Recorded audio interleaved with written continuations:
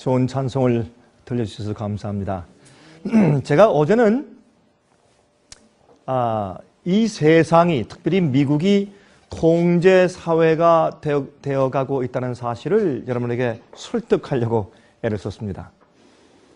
그것은 왜 중요한가 하면 이 세상 말세에 성경의 예언의 중심은 미국입니다.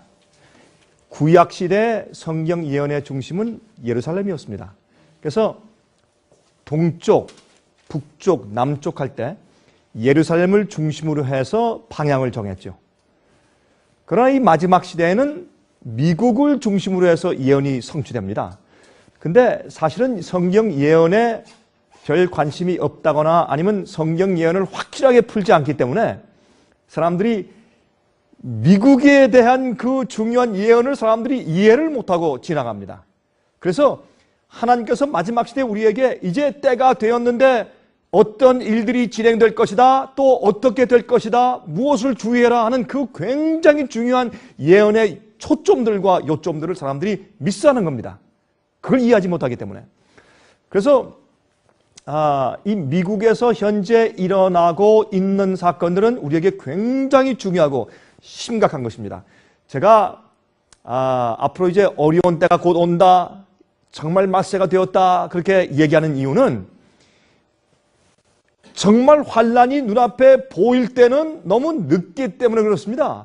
여러분, 그 노아 홍수 때 비가 왔을 때는 이미 늦었습니다. 비가 오기 일주일 전에 문이 닫혔고 정말 준비하는 것은 그 전부터 준비를 했어야 합니다. 그래서 사실은 예언을 연구하고 우리가 사는 이 시대가 어떤 시대인가라는 것을 아는 것은 그렇게 중요한 것입니다. 여러분, 오죽하면 노아 홍수 때 한 가정만 구원받았습니까? 한 가정. 이건 말이 됩니까? 이건 말이 안 됩니다.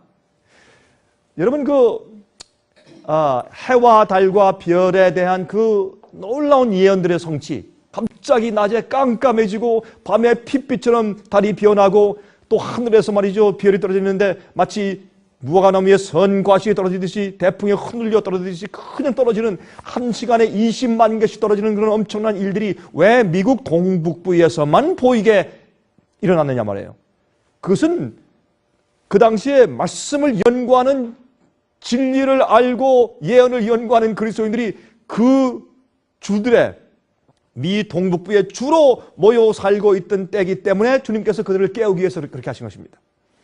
그래서 여러분 자세히 보시면 성경 말씀은, 진리는, 예언은 찾고 애쓰고 두리번거리는 자들에게 알게 되는 것이지 그냥 가만히 있는 자에게 떡을 갖다 입에 주는 것이 아닙니다. 똑같습니다. 여러분, 옛날에 있는 말씀처럼 여러분 사실은 이런 깨닫는 자는 진리를 사모하고 찾는 자입니다. 그런 자들이 찾고 이해하는 것이지 그냥 가만히 이 교회가 나를 구원해 줄 것이다, 기독교의 흐름이 잘못될 리가 있나, 신학자들이 그렇게 신학을 오래 공부한 사람들이 잘못될 리가 있나, 이런 생각을 많은 사람들이 하고 있죠. 여러분, 그냥 옛날에 그것이 옛날 유대인들의 사고방식이었습니다. 그래서 오죽하면 구약 성경에서 그렇게 오랜 수천 년 동안 예언하고 그들이 기다리고 양을 잡고 염소를 잡으면서 성소 제물을 드리면서 기다리던 메시아가 왔는데 알아보지 못했느냐 말입니다. 그렇죠? 기가 막힌 얘기 아닙니까? 그런 일들이 꼭 우리 이 시대에 해당되는 일이라 그 말입니다. 여러분, 그 노아가, 제가 말씀드렸지만은 제 별명은 종말을 주로 강조하는 목사, 그것이 제일 별명 가운데 하나인데 저는 그것을 영광스럽게 생각합니다.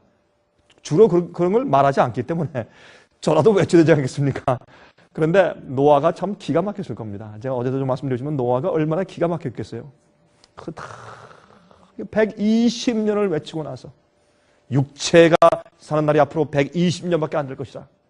120년이 다 차갈 때 그 동물들이, 정결한 짐승들은 7쌍씩, 부정한 짐승은 2쌍씩 차례 몰려오더니 누가 무슨 채찍을 가지고 천사가 와서 몰아오는 것도 아닌데 하나님의 은혜를 통해서, 주님의 인도하심을 통해서, 눈에 보이지 않는 손길을 통해서 그 동물들이 와서 차곡차곡 방주에 들어가는 모습을 볼 때 그걸 보고도 사람들이 마음에 큰 경각심을 받지 못했습니다. 놀랬을 것입니까? Yes. 그들이 마음이 좀 두려웠겠습니까? 그렇습니다. 저게 무슨 일이야? 라고 서로 이야기하면서 굉장히 큰 관심의 대상이 되었을 것입니까? 그렇습니다. 그러나 그렇게 됐지만 그들을 이끌어서 방주 안으로 들어가기까지 그들에게 충격을 주지는 못했단 말이에요. 여러분, 어떤 일이 생기고 위험이 생기고 어떤 문제가 생기면 기독교인들이 좀 어떻게 부흥회를 좀 하려고 하고 기도를 더 많이 하려고 하고 정신 차려야 되겠다 말씀을 연구하려고 하지만, 그러나 그들이 예수님께 전적으로 들어가게끔 그들에게 충격을 주지 못하는 것이 오늘날 우리 그리스도인들의 삶 아닙니까? 옛날과 똑같습니다. 왜 안 들어간 줄 아십니까?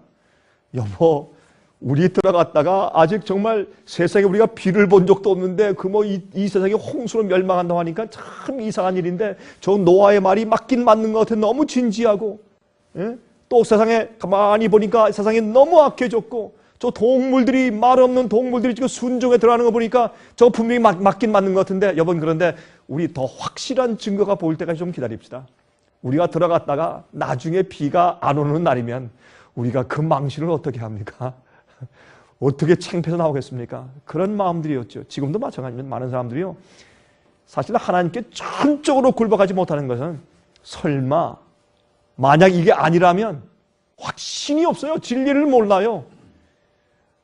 여러분, 제 마음 가운데 이렇게 외치고 다니고 이렇게 정말 이런 미니스트리를 하는데, 하늘이 무너져도 정말 뚫고 올라갈 듯한 그런 확신을 가지고 제가 계속 외치는 이유가 있어요. 진리는 하나예요. 성경은 하나고 믿음도 하나고 주도 하나예요. 성경 말씀은 분명하고 이해할 수 있는 것이고, 연구할 때 너무나 앞뒤가 맞고 논리적이고 합리적이에요. 이 말씀은 틀림없는 말씀이요. 만약에 이 세상에 말이죠, 좀 위험이 오는 것 같다가 또 회복되고, 또 가다가 또 위험이 오는 것 같다가 또 회복되고 또 가고 이런 식으로 다람쥐 쳇바퀴 돌듯이 계속 간다면 우리는 성경을 더 이상 믿지 말아야 돼요. 성경을 말씀하기를 끝날 때가 있다 그랬어요. 하나님의 인내가 끝나는 때가 있고 하나님의 인내에 마지막 한계가 있는 것입니다. 여러분, 이 세상은 끝날 때가 되었어요. 그것을 너무나 분명히 제가 깨닫고 알기 때문에 저는 오래전부터 예언을 연구하고 예언이 성취되어 오는 그 단계를 계속 보아왔기 때문에 이젠 제 마음 가운데 단 0.1%의 초의 의심도 없기 때문에 그렇게 하는 것입니다. 여러분, 그러나 제가 말씀드리지만 하나님께서 노아에게, 노아야, come into the ark, 방주로 들어와라. 여러분, 지금도 방주로 들어가야 돼요. 이 방주는 옛날엔 눈에 보이는 방주를 만들었어요. 그러나 지금은 눈에 보이는 방주가 아닙니다. 보이지 않는 예수님 안으로 들어가야 돼요. 예수님 안으로 들어가는 것은요, 예수께서 말씀하신 모든 말씀대로 순종하는 것이에요. 어떻게 노아가 방주에 들어갔어요? 하나님께서 말씀하신 그 규격대로 방주를 지었어요. 믿음으로 지었어요. 길이는 얼마, 넓이는 얼마, 3층으로 지붕은 어떻게 하고, 물은 어디 달고, 그대로 방은 어떻게 하고, 그렇게 할 때 하나님께서 어떻게 짐승을 이제 살리실 짐승을 주님께서 기적적으로 들여 보내셨어요. 그러므로 노아가 옛날 시대에 방주에 들어간 것처럼 지금도 방주에 들어가야 돼요. 성경은 예수께서 말씀하기를 인자의 때는 노아의 때와 같다 그랬어요. 그렇죠? 예수님께서 이 땅에 재림하시는 것을 전 본 적이 없어요. 구름을 타고 영광의 구름을 타시고 천천만만 천사와 함께 오시는 것을 제가 본 적이 없습니다. 그러나 저는 믿습니다. 노아도 한 번도 비를 본 적이 없지만 그는 믿었습니다. 그리고 믿음으로 주께서 말씀하신 그대로 순종함으로 방주를 지었어요. 우리가 방주에 들어가는 그 우리의 경험도 똑같습니다. 말씀대로 살아야 합니다. 주께서 하라는 것을 하고 하지 말라는 것을 하지 말아야 합니다. 그것이 방주를 짓는 일이에요. 여러분, 눈에 보이는 방주가 아니에요. 예수님 안에 들어가는 방주예요. 그래야 주님께서 너는 내 아들이다라는 것이에요. 여러분, 하나님의 아들들은 누구예요? 로마서 8절 말씀하기를 하나님의 영의 인도함을 받는 자들마다 하나님의 아들들이라고 말했어요. 그렇죠? 그래서 들어갈 때 말이죠, 노아가 하나님 조금 더 기다리면 안 됩니까? 한 명이라도 오지 않겠습니까? 예수님께서 그 안에 계시면서 노아야, 그들이 너를 거절하는 것이 아니라 나를 거절하는 거야. 들어와라, 노아야. 내가 너를 통해서 새로운 나라를, 새로운 이제 민족들을 퍼뜨리게 하겠다. 왜요? 그때요, 도무지 더 이상 참을 수가 없었어요. 여러분 제 말을 한번 생각해 보세요. 옛날 노아 시대에 과학이 발달했겠어요? 문명이 발달했겠어요? 예스예요. 지금 말이죠. 우리가 70, 80, 90 살다가 죽을 때 그거 남이 연구하는 거 또 받아가지고 그렇게 좀 더 연구하고 어떤 사람들은 말이죠. 전혀 기술을 전수 안 하고 자기만 가지고 있다 딱 죽어버려요. 그 옛날 청자기를 고려 청자기를 만들 때 그 기술을 몰랐다 그러잖아요. 예? 죽을 때 한 번 더 구우면 되는데 한 번 뭘 죽었대 아버지가. 그래서 아들이 그걸 모르고 그 고려 청자를 어떻게 굽는지 지금까지 모른대요. 지금까지. 나중에 연구하다 보니까 한 번 더 굽는 것이구나 그걸 알았대요. 예? 그런데 노아 시대는 말이죠. 어떻게 했어요? 7대, 8대, 9대, 10대 손이 같이 살았어요. 그 당시 사람들이 우리보다 머리가 좋아요? 엄청나게 우리보다 IQ가 더 높잖아요. 그런 사람들이 10대를 같이 살았으니까 같이 연구하고 그들이 한 그 기술을 같이, 그들과 그 지식을 같이 공유했으니까 여러분 아마 우리가 하늘에 올라가서 물어보면 노아 시대의 문명이 굉장히 발달했을 거예요. 사람이 말하는 무슨 구석기 시대, 신석기 시대, 청동기 시대 어림없는 얘기예요. 그건 말이 안 돼요. 합리적으로 맞지 않아요. 사람들이 엉터리로 하나님 모르는 사람들이 만들어놓은 역사를 우리가 계속 배워서 그래요. 그게 아니에요. 하나님께서 그 당시에 말이죠. 그 사람들이 세상을 차멸하게 하는 그런 지식이 있었어요. 그리고 그들은 악했어요. 하나님께서 할 수 없이 그들을 쓰어버리셨어요. 그래서 새롭게 시작해야 돼요. 안 그러면 메시아가 탄생할 기회가 없으니까. 그런데 여러분 그 당시에 살던 인구가 20억에서 50억 정도 될 것이라고 추산해요. 정확하게 몰라요. 20억에서 50억. 여러분 중동 지방에 어떻게 이렇게 석유가 많이 나오고 어떻게 석탄이 이렇게 많이 나와요? 그거는 엄청난 산림들과 풀들이 이제 묻혔다는 얘기고 엄청난 수의 동물들과 사람들이 묻혔다는 뜻이에요. 그러니까 석탄이 나오고 석유가 그렇게 많이 나오죠. 예? 어마어마하게 석유가 나와요. 재밌는 것은 이제 석유가 나가는 그 양이 점점 줄어들어요.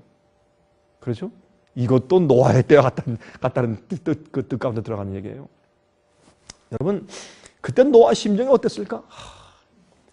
어떻게 내 식구들 이외에 다른 한 명도 없느냐? 야, 전 그래도 다니면서 집회를 하면요, 사람들이 들으러 와요. 저도요, 제 식구들만 놓고 한다면 참 힘들 텐데, 그래도 어떤 때는요, 100명, 200명, 300명씩, 500명씩 모이고 하니까 얼마나 용기가 되는지 몰라요. 노아 할아버지는 그런 것도 없었어요. 참, 그래서 전 하늘에 가서 만나고 싶은 분들이 많은데, 사도 바울, 에녹, 모세, 아브라함, 여러분 이 세상에서 말이죠. 요새 그 젊은 사람들 말이죠. 배우가 온다, 운동 선수가 온다, 그러면 난리라고.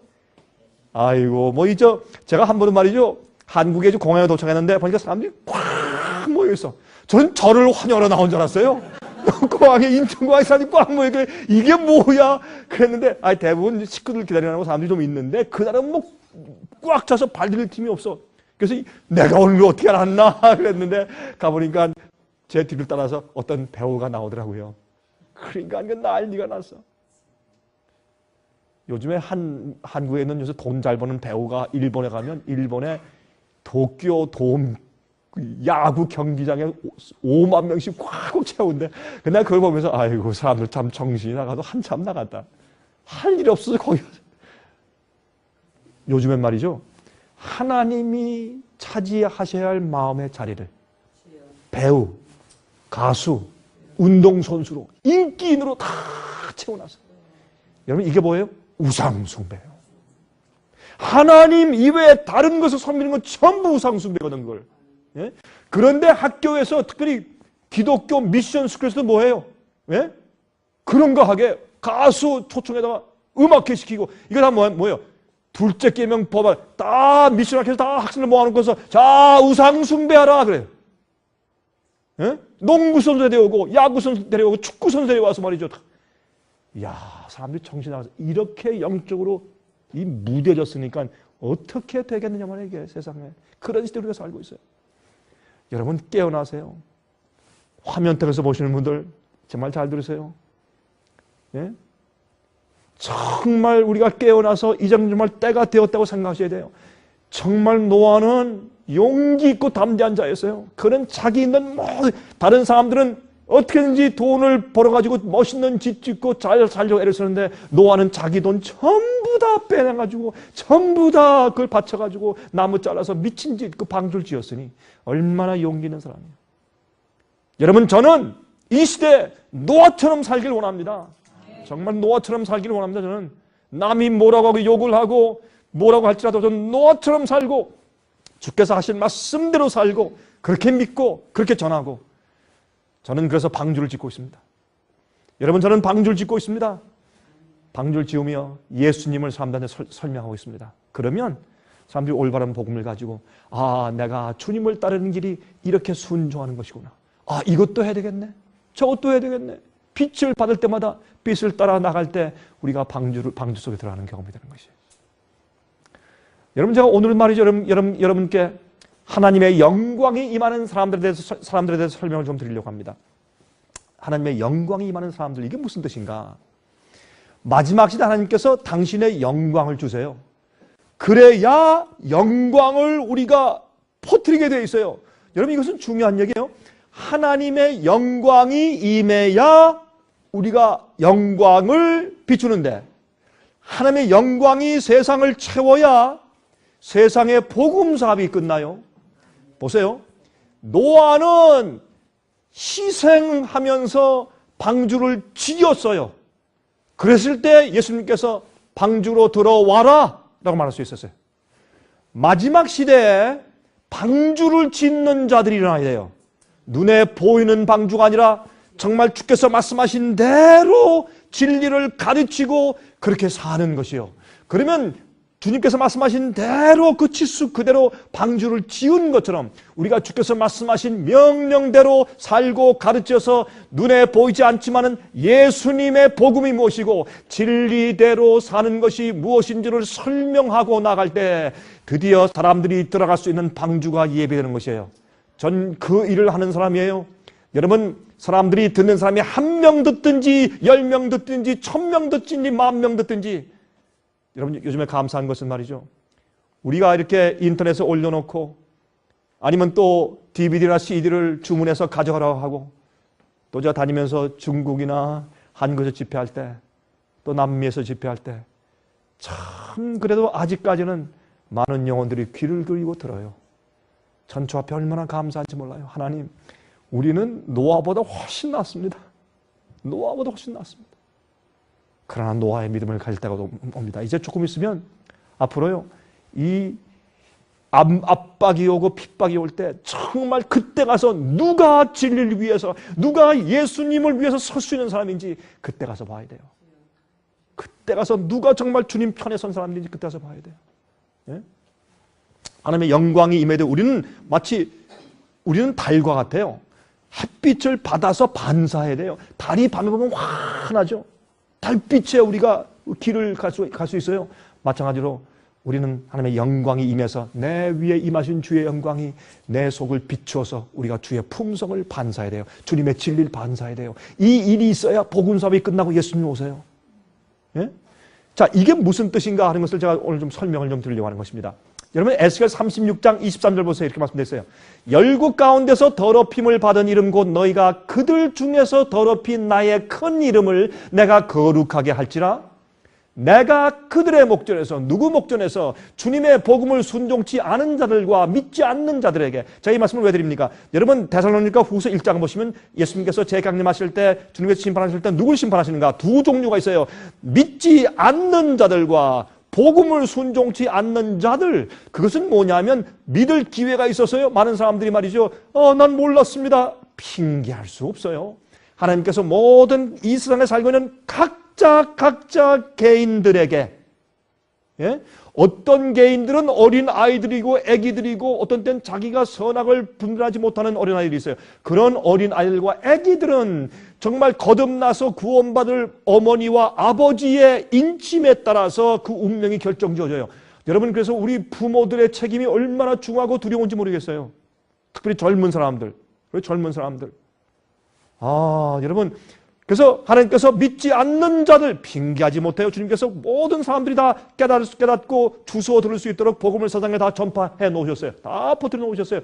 그래서 믿지 않는 자들과 믿고 알고 교회를 다녔지만 또 오래 다녔지만은 주의 복음과 진리를 순종치 아니한 자들 주님께서 심판하실 텐데, 그들의 목전에서, 이런 세상의 모든 사람들 목전에서 너희로 인하여 우리를 통해서 나의 거룩함을 나타내리니 열국 사람이 나를 여호와인 줄을 알리라. 나 주 여호와의 말이니라.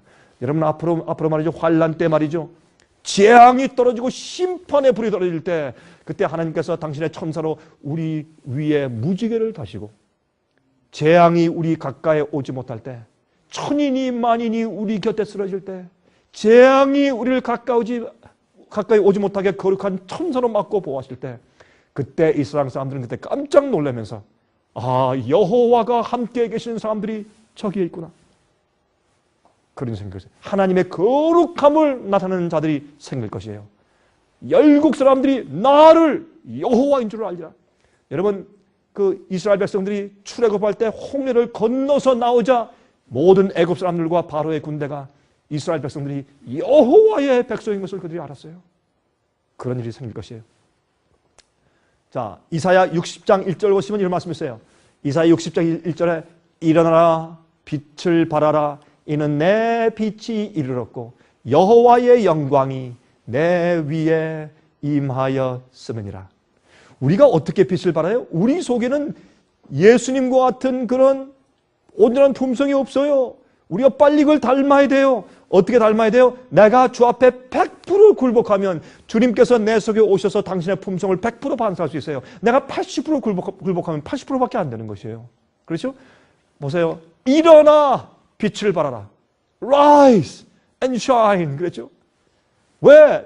내 빛이, 이는 내 빛이 이르렀고 너의 빛이라고 그랬어요. 근데 무슨 빛이에요? 여호와의 영광이 내 위에 임했기 때문에 우리가 광채를 발하게 돼요. 예수님의 삶이 내 삶이 되었어요. 예수님의 복음이 내 복음이 되었어요. 예수님의 진리가 내 진리가 되었어요. 예? 예수께서 말씀하신 명령이 내 명령이 되었어요. 예수님의 삶이 내 삶이 되었어요. 그래서 예수님의 영광이 우리 위에 임했을 때, 그때 이젠 됐다, 일어나라, 내 빛을 발하라. 그런 사람들이 생겨요. 하나님의 영광이 임하는 사람들이 생겨야, 여러분, 오순절날 말이죠, 예수님께서 십자가 돌아가시고 부활하시고 승천하신 다음에 오순절날 성령을 받은 사람들이 나가서 드디어 예수님의 복음을 세상에 전파했어요. 마찬가지예요. 예수님께서 예언을 다 이루셨어요. 큰 역사를 해오셨어요. 이제 누가 필요해요? 성령을 받고 나가서 증거하는 사람들이 필요하게 되는 것입니다. 자, 영국의 골든 브라운 총리가 최근에 이런 말을 했어요. 이 최근 얘기예요. 저는 옛날 얘기는 많이 안 해요. 최근 얘기를 더 많이 하지. 자, 영국의 시사문 얘기할 때 영국의 골든 브라운 총리가 이렇게 말했습니다. 역사가들은 우리의 시대를 뒤돌아보며 이 시기는 그저 평범한 시기가 아니라 역사의 방향을 가늠하는 시기로서 과거에 없었던 역사의 변화를 가져오는 시기요, 한 장면이 지나가고 다른 장면의 역사가 시작되는 시점이라고 평가할 것입니다. 이 얘기는요, 굉장한 얘기입니다. 이거 심각한 얘기예요. 우리가 사는 이 시대는 그저 평범한 시대가 아니라 이 시대는 역사의 흐름을 바꾸는 시대다. 과거에 없었던 역사의 변화를 가져오는 시기다. 한 장면이 오고 다른 장면이 시작되는 시기다. 이건 뭐냐면, 여러분, 이제 이 지구상의 형편과 시스템이 달라집니다. 여러분, 교황이 최근에 뭐라고 말했습니까? 자본주의는 실패했다. 이제는 어떤 팔러시로 가야 된다? 사회주의. 아, 왜 이런 얘기를 할까요? 왜 세계의 유수한 그런 지도자들이 똑같은 말을 지금 하고 있을까요? 왜 미국의 현재 대통령이 왜 그런 말을 똑같이 하고 있을까요? 왜 정책이 사회주의 정책으로 돌변하고 있을까요? 아, 거기엔 다 이유가 있는 것입니다. 여러분, 이 얘기는 그저 참 간단한 얘기가 아닙니다. 2009년 7월 8일부터 10일까지 3일간 이태리에서 열렸던 세계 경제 8개국 정상회의 시점을 맞추어서 교황 베네딕트 16세는 이제 자본주의는 실패했다. 전제하면서 이것은 참 굉장한 뜻을 암시하죠. 바탄의 벼랑에 서 있는 세계 경제를 해결하기 위한 바티칸의 계획표를 제시했습니다. 여러분, 이제는요, 이 문제는 경제적으로 해결할 수 없다. 종교적으로 해결해야 된다라고 계획표를 제시했어요. 이거 얼마나 엄청난 얘기입니까? 여러분, 특별히 화면 가운데 보신 분들 가운데서 제가 이 바티칸 얘기를 자주 하니까 어떤 캐톨릭 교인들은 오해하시는 분이 있을 것입니다. 오해하지 마십시오. 저는 캐톨릭 교인들을 두고 하는 얘기 아닙니다. 잘못된 시스템, 잘못 가리키는 잘못된 오류를 말하는 것입니다. 그러나 캐톨릭 교인들 가운데서 진실되고 몰라서 그게 다 진리고 그게 다인 줄 알고 경건하게 주님을 따라 살려고 애쓰는 사람들이 많이 있습니다. 앞으로 그런 사람들은 진리를 깨닫게 될 것입니다. 자, 그런데 여기 보시면 베네딕트 16세 교황의 세 번째 서신이 나왔어요.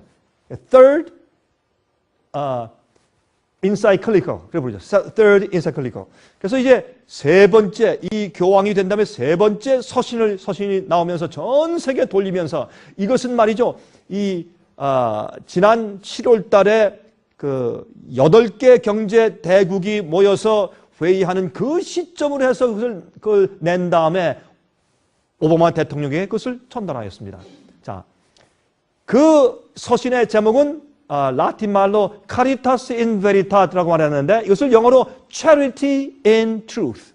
이것을 한국말로 말한다면 진리 안에서의 진정한 자선이라는 제목으로 서신을 내었는데 이 서신은요, 경제 계획표인데 이런 제목으로 쓰여진 권위 있는 문서입니다. 이것은 144페이지나 되는 이 서신은 정말로 놀라운 내용을 담고 있는 것입니다. 144페이지예요. 자, 그런데 7월 10일 날 오바마 대통령이 바티칸을 예방한 자리에서 교황은 이 계획표를 그에게 주었습니다. 제가 말씀드렸지만은 여러분, 왕들과 제후들과 수상들과 대통령들이 교황을 찾아갈 때 검은 양복에 검은 타이에 여자들은 검은 옷에 검은 쇼를 쓰고 갑니다. 그것은 충성과 굴복을 상징하는 색깔인 것입니다. 참 이상하죠? 여러분, 사실은 우리 현재 미국의 대통령은요, 기독교인이 아니에요. 기독교에 참석하는 것 같지만 사실 기독교인이 아닙니다. 그런데 왜 이렇게 하고 갈까요? 자, 그러면 2009년 7월 초에 발표한 베네딕트 교황의 세 번째 서신이 어떤 것이었느냐라는 것을 좀 보여드리겠습니다. 보십시오. Charity in Truth 144페이지의 문서예요. 첫 번째, 전 세계적인 정부를 구축해야 된다라는 말을 썼어요. 이것은 76페이지에 있어요. 교황은 세상의 재난을 가져오고 있는 문제들을 해결하기 위해서 진정한 세계적인 권위가 있는 정치 세력을 구축해야 할 것을 호소한다라고 썼어요. 이것은 전 세계에 있는 추기경들, 신부들과 물론이요, 각 나라의 수상들과 대통령들과 책임자들에게 이렇게 하는 선언문이라고 보시는 것이 좋아요. 교황이 이런 얘기할 때는 그것이 뒤에서 이미 다 준비되어 왔기 때문에 이런 얘기를 하지 그냥 먼저 얘기를 하지 않습니다. 우리 역사를 통해서 볼 때는. 그래서 진정한 세계적인 권위가 있는 정치 세력, 이제 진정한 어토리티를 만들어야 된다. 그렇게 말을 했습니다. 두 번째, 이것은 이 문서 5장에서 Chapter 5에서 있는 말인데 국가와 교회와의 관계에 대해서 이렇게 말했습니다. 이 새로운 정치적인 권위는 이 세상의 진정한 세계적인 권위라고 했죠. 이 새로운 정치적인 권위는 영적인 가치를 기초로 해서 결정들을 내려야 된다. 다시 말해서 이 온 세계를 앞으로 다스리고 명령할 수 있는 이 새로운 권위는 종교적인 세력이어야 된다. 그런 뜻이에요. 그냥 정치적인 세력이 아니에요. 그렇죠? 세 번째, 교황권이 그 선두에 나서야 된다. 이것은 55페이지에 있어요. 얼마나 이상합니까? 이 영적인 가치들은 그저 어느 한 종교로부터 나오는 것일 수가 없는데 그 이유는 모든 종교들이 다 동등한 것이 아니기 때문이다. 다시 말해서 아무 종교를 믿는다고 다 구원받는 것이 아니다. 구원은 하나님께서 로만 카톨릭 교회를 통해서 주시기로 하셨다. 얼마 전에 얘기했죠? 그래서 보세요. 처음에는 세계적으로 진정한 세계적인 권위가 생겨야 된다. 그 권위는 종교적인 권위여야 된다. 세 번째, 그 권위는 어떻게 해요? 교황권이어야 한다. 이렇게 얘기를 하는 것입니다. 네 번째, 종교와 정치와 경제에 대해서 설명하는데 56페이지에 다음과 같이 설명했습니다. 한번 보세요.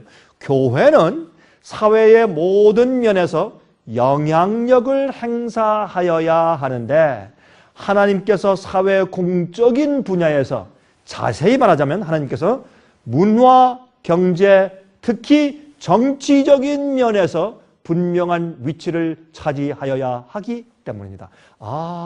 교황권이 믿는 것은 무엇입니까? 신정정치입니다.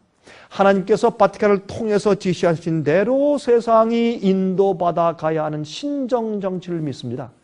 그것이 로마 교회의 정치적인 사고방식과 철학입니다. 그렇죠? 여기에 그래서 하나님께서 직접 지배하시고 관여하시는 세계 정치가 있어야 된다. 자, 다섯 번째 보세요. 다섯 번째. 법을 강요하는 권한에 대해서 말했어요. 67페이지에 있는 말입니다. 법을 강요하는 권한. 이 새로운 정치적인 권위는 전 세계적으로 법을 강요할 수 있는 진정한 권한을 가지고 있어야 한다. 이건 공산주의예요. 법을 강요하는 권한을 가지고 있어야 돼요. 근데 누가? 종교적인 세력이. 그 종교적인 세력의 영적인 가치를 가지고 만든 법을 강요할 수 있는 권한을 가져야 한다. 여러분, 짐승의 표는 뭘 해요? 우리 말대로 안 해? 짐승 요새 경배 안 해? 사고 팔고 못해? 매매 권한이 없다? 또 표를 받아 안 받아? 죽여? 그렇죠? 아주 멋있게 말을 써서 그렇지 그런 얘기예요. 이게. 여러분, 이런 걸 보고도 깨어나지 않는다면 그 사람은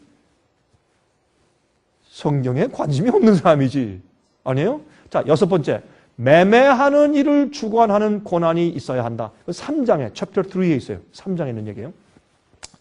이 새로운 세계 정부의 권위는 정부가 재물을 재분배하는 사회주의적인 소셜리스트의 사회주의적인 법 조항들을 만들 수 있어야 한다. 부자의 돈을 뺏어다가 가난한 사람한테 주는 거, 이 재산 재분배의 법칙. 요즘에요, 현재 여러분 이거 아세요? 현재 미국 정부 화이트하우스가 백악관이 계속 이 말을 하고 있습니다. 오바마 미국의 대통령은 선거 유세할 때부터 계속 redistribution of wealth라는 말을 항상 해왔습니다. 이거는 그저 예사스러운 말이 아니에요. 다 의미가 깊이 있는 말입니다. 다시 말해서 그 사람들에게 이 권위에 복종하는 자들만 앞으로 경제적인 고난을 주게 되어 있습니다. 여러분, 오바마 대통령의 정책이 바로 재물의 재분배죠. Redistribution of wealth라는 그런 말을 여러분들이 신문에서 자주 요즘에 볼 수 있게 되는 것입니다. 여러분, 지금 그 bailout money, 그렇죠? 그 돈을 만들어서 지금은 이제는 미국이요, 달러 가치가 떨어지고 너무 부채가 많으니까 이제 어느 나라도 더 이상 미국의 돈을 꽂을 나라가 없습니다. 이제는 그게 이제 끝났어요. 그게 안 됩니다. 안 되니까 어떻게 해요? 미국이 이제는 뭐 해요? 돈을 찍어내요. 그러니 이거 뭐 어떻게 해야 되겠어요? 돈을 찍어내니까 많이 찍어내서라도 어떻게 요새 하는 이 정책들을 가만히 보면 재물의 재분배의 법칙입니다. 자, 지금 이 국가에서 하는 국가 종합보험제도, 여러분 이거 참 앞으로 골치 아픕니다. 이것도 모두 다 보험제도가 커버하지만은 벌써부터 이 의사들 가운데 거의 한 40%가 나 저거 통과되면 나 의사 안 합니다. 그런 말들을 하고 있고, 여러분 이 캐나다나 영국이나 다른데 뭐 독일 같은데 그런데 유럽 가서 보세요. 그들이 하고 있는 그런 방식 비슷한 거거든요. 참 의사들 보기가 어려워져요. 그리고 이거 설명하면 시간이 많이 가겠어서 제가 생략하겠지만 참 어려운 일이 와요. 그것도 뭐냐면 위에 있는 돈들을 끌어다가 가난한 사람들 커버해 주는 거예요. 사실 그런 정책 가운데 하나예요. 자, US News and World Report 2009년도 7월 10일자에 이렇게 말했어요. 이것은 제 얘기가 아니라 매거진 얘기예요. 정치적인 매거진 한번 들어보세요. 교황의 서신은 그 제3서신을 두고 하는 얘기입니다.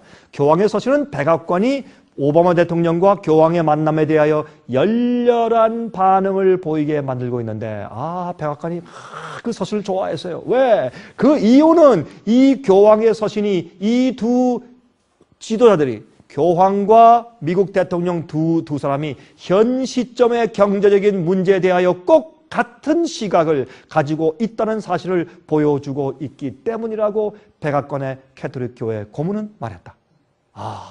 교황과 미국 현재 대통령의 사상이 똑같다. 이 경제 문제를 어떻게 해결하는가 똑같다. 경제에 중심하는 사람이 자리하고 있다고 교황이 강조한 것은 오바마 대통령이 선거 운동을 할 때 말했던 바와 같이 앞으로 시행하려고 하는 주된 정책을 강력하게 뒷받침해주고 있다는 사실을 보여주고 있는 것이다 라고 뉴스위크가 썼어요.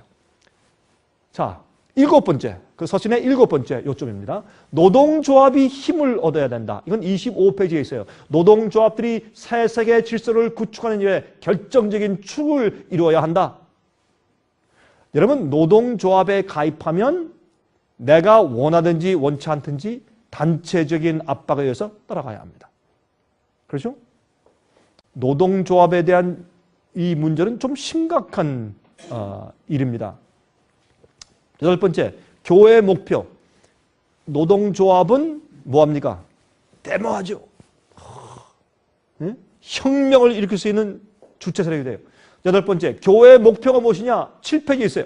교회의 목표가 무엇이냐? 이 계획은 인류 역사의 목표인 하나님의 전 세계적인 도성, 한 국가를 세우는 일을 성취하도록 돕기 위한 것이다. 이 세상 전체를 하나님의 한 도성으로 만드는 그 일을 성취해야 된다. 이것이 로마 교회의 목적이다. 교회가 존재하는 목적이다. 옛날 중세기 때 어떻게 해요? 전 세계 유럽 전체를 어떻게 해요? 한 교회를 만들어서 다스렸죠. 그래서 교회가 즉 국가가 교회였어요. 그 당시에는 국교를 만들면 국가가 가진 유일한 종교 국교를 만들면 핍박이 와요. 양심의 자유를 억압하게 돼 있어요. 그렇죠? 그런데 재밌는 것은 The City of God, 하나님의 이 신구이죠.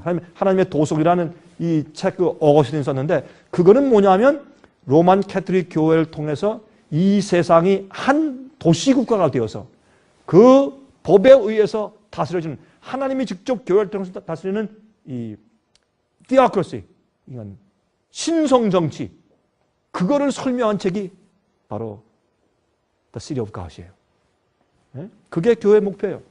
9번째, 영혼 불멸설 29페이지에 영혼 불멸설의 사상은 인간이 교황의 세계적인 계획을 성취하는 일을 고문시킬 것이다. 잘못된 얘기입니다. 그렇지 않습니다. 그렇죠? 10번째, 이게 재밌어요. 9페이지에 있는 말이에요. 종교 자유를 재정의해야 된다. 한번 들어보세요. 이게 무슨 말인지.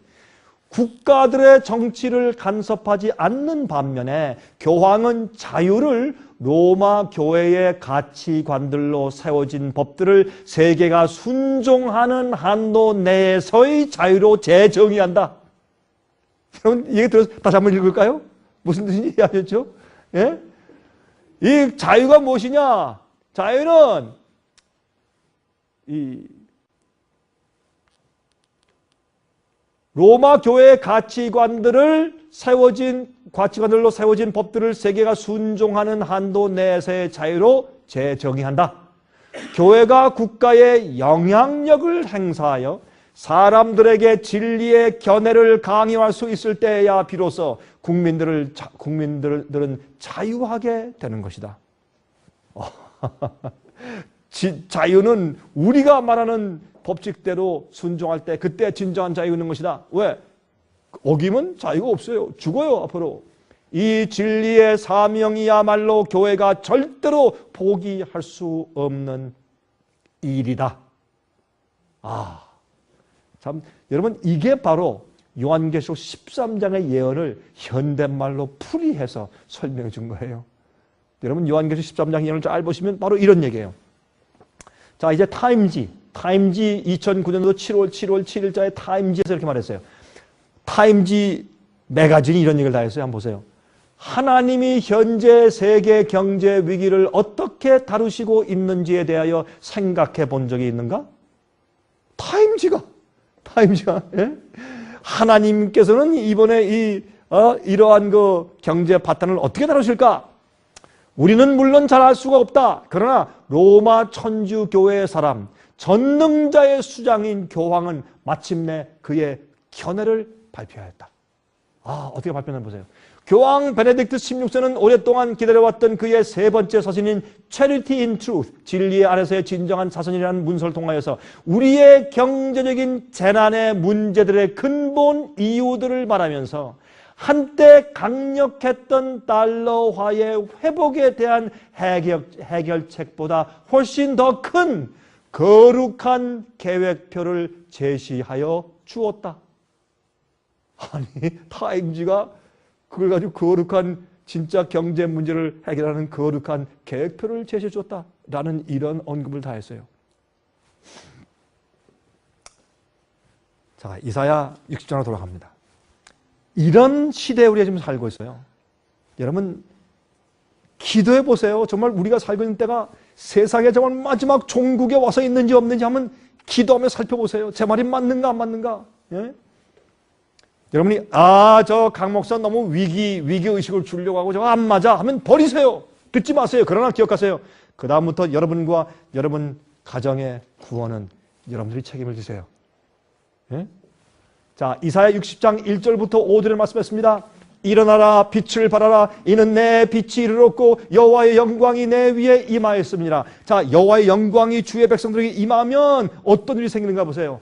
보라 어두움이 땅을 덮을 것이며 캄캄함이 만민을 가리우려느냐. 지금은요 믿는 자나 믿지 않는 자나 교회 밖이나 교회 안에나 어두움들이 꽉 차 있어요. 너무너무 어두워.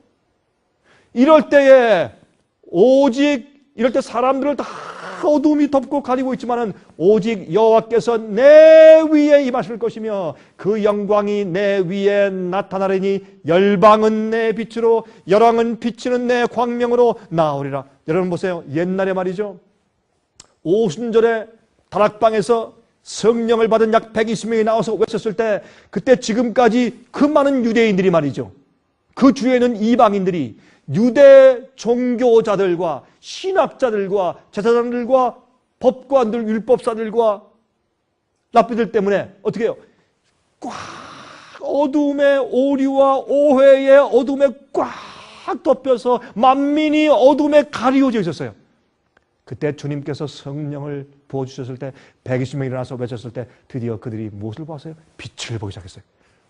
예수님이 성경에 예언한 메시아란 말이야. 그러면 이미 예수께서 오셨단 말이야. 메시아가 이미 오셨다가 우리가 죽였는데 그분이 부활의 성천에서 이미 왔다가 가셨단 말이야. 앞으로요 하나님 백성들께 사용하시고 준비된 방주를 영적인 방주를 지은 백성들이 준비되면 주님께서 그 위에 어떻게 해요? 영광의 빛을 주시면 그들이 나가서 빛을 발해요. 사람들이 깨달아요. 예수님께서 오신단 말인가? 때가 다 됐단 말인가? 깜짝 놀라게 돼요. 그런 마지막 추수가 생기는 것입니다. 보세요. 열왕은 내 빛으로 열왕은 비추는 내 광명으로 나오리라. 내 눈을 들어 사면을 보라. 무리가 다 모여 내게로 오느니라. 그래서 많은 사람들이 회개하고 그들의 말을 믿었어요. 그렇죠? 그래서 뭐가 생겼어요? 초대교회가 생겼어요. 이 마지막 시대 그 역사가 다시 반복하게 돼요. 이제 그 역사가 지금 오고 있습니다. 그런데 영광이 임하면 어떤 일이 생기는가 보세요. 내 아들들은 원방에서 오겠고 저 멀리 떠난 탕자들이 돌아와. 탕자, 탕녀가 돌아와. 그렇죠? 여러분 자녀들 가운데서 순종치 않고 교회를 나가고 말씀 밖으로 나가서 주님 믿지 않고 영적인 경험이 없는 자들이 있어요. 우리에게 그 엄마 아빠에게 하나님의 영광의 광채가 임하고 성령이 임하고 그 품성이 임해서 볼 때 우리가 정말 기독교에 실망하고 교회에 실망하고 까다로운 엄마 아빠에게 실망했었는데 이제는 우리가 돌아옵니다. 원방에서 아들과 딸들이 돌아와. 왜? 보니까 참 하나님의 품성과 영광이 임해 있거든 자기 가정에. 그래서 아들과 딸들이 돌아와. 많은 사람이 돌아와요. 지금은요 많은 사람들이요 나 저 교회 꼴 보기 싫어서 안 나가는 사람들 많아요. 그렇죠? 진정한 사람들이 이제 돌아와요. 내 아들들은 원방에서 오겠고 내 딸들은 안기고 올 것이라. 그때 내가 보고 희색을 바라며 내 마음이 놀라고 또 화창하리니 이는 바다의 풍부가 내게로 돌아오며 열방의 재물이 내게로 옵니다. 여러분, 이게 뭐예요? 출애굽 역사, 출애굽. 한 나라가 나와. 마지막 시대요. 하나님의 한 백성이 나와요. 그것을 영적인 12지파가 나온다고 그랬어요. 그렇죠? 여기 보세요.